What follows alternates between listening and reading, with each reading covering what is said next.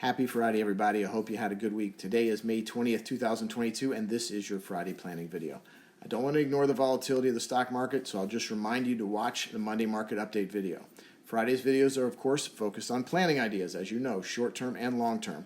While the recent market action has made the market update videos pretty lively, market fluctuations like we're having now, they do add to the planning opportunities as well. So we've addressed the ideas of Roth conversions, for example, if it's right for you, and so we'll talk about that. We've spoken a lot, not just about as the market has been down this year, but a lot in the past 30 years, for those of you who have been with me that long, but we've also, in the videos for the past 2 years, about reviewing your allocation. So we should look at that too. As we know, when the markets are going up, there's a lot of room for comfort. So we have spent a lot of time, and will continue to do so, evaluating your allocations and the planning with what we are doing to be sure that you are properly allocated for the situation you're in.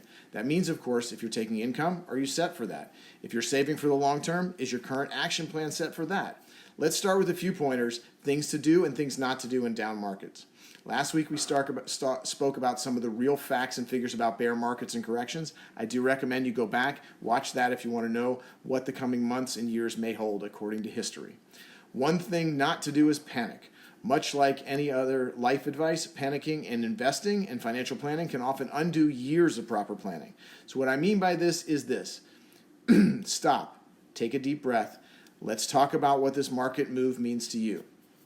I recall from about 20 years ago, I was working in Charleston, and my father and I received a call from an 82-year-old client of ours. This was the heart of the sell-off from 1999 to 2002. It was 2002, and though we'd spoken many times, he called us and said that he'd had enough and he wanted out of the stock market. The odd thing was that for his portfolio, he was set up for income and held no stocks. So his account had performed pretty well based on the fact that the dot-com bubble had just burst. It's a good time to review not only where your accounts are now, but why they are there and where we think they're positioned to go. If you panic, the calls usually come to us, and the sell everything is usually followed by the I'll get back in when this is over. As you can imagine, that is rarely done successfully. It's very important to be properly allocated, and it's important to take the proper actions during times like this. Please, let's talk about that. We can determine what actions your plan requires, and it's different for everybody. So, panic. That's what not to do. What do I do then? That's the question. Something we speak about all the time, though it's hard to fathom when markets go up every day. What is your risk tolerance? This may seem like a bad time to ask, and I admit we ask it at better times also, but if we follow rule number 1, don't panic, then this question's a good one.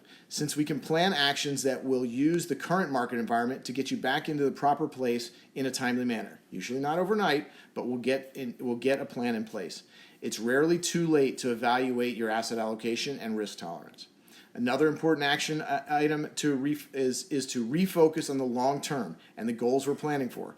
It's also an ongoing item, but please recall that when you look out over time, getting in and out of the market is not often the most efficient method to grow your wealth. Between taxes and missing the updates, recall that information from last week, you often look back and determine that you would have been better to stop and wait. Remember, doing nothing is in itself something. So let's mention a few more action items for markets like this. Quality check. Yes, again, something we look at often, but as they say, a rising tide lifts all boats, and we know that the past few years have brought some special situations to the top of the list. And now that COVID lockdowns in the U.S. at least are behind us, hopefully for good, those work-from-home names, the fundamentals may no longer look so good. So let's look and weed the garden. Resist the urge to wait for the stock to come back. As Peter Lynch wrote in his famous book, One Up on Wall Street, many people wait for the stock to get back to where they paid for it. The problem is stocks don't keep track of what you paid for it. So that's a tough target to shoot for. Quality screens of your holdings are as important now as they ever are. Consistent investing. Keep it up. If you've been putting money into your 401k plan or even your other investment plans, keep doing it. A consistent plan for investing known as dollar cost averaging. It's a great plan for long-term investing. I have a great piece to show you the math on this, on how good it can be. Call me if you want to see it. Make a shopping list. If you're not ready to add your investments right now, and we determine that sometime in the future you are going to be ready, start to put together a shopping list for what you may want to own. This is the key. When you're ready to add money to the market or rebalance, you'll be better served by a list of strategic opportunities that you've spent some time developing. The last item is a tax idea, and as you know, I'm sorry to keep repeating it, but it keeps my awesome marketing compliance partner happy. I do not give personal tax advice, but let's talk with your tax advisor if something like this is right for you. in your taxable accounts. If there are losses in some of your holdings, it may be time to harvest those losses and sell those holdings. We may immediately reallocate, or we may wait, but if we can get some tax losses realized, it may help you when you realize gains in the future.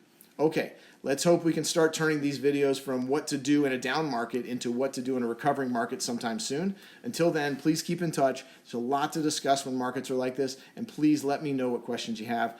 I'll end this with the one do not do we spoke about in the beginning. Do not panic. Please call me. Let's talk about it. Until then, have a great weekend.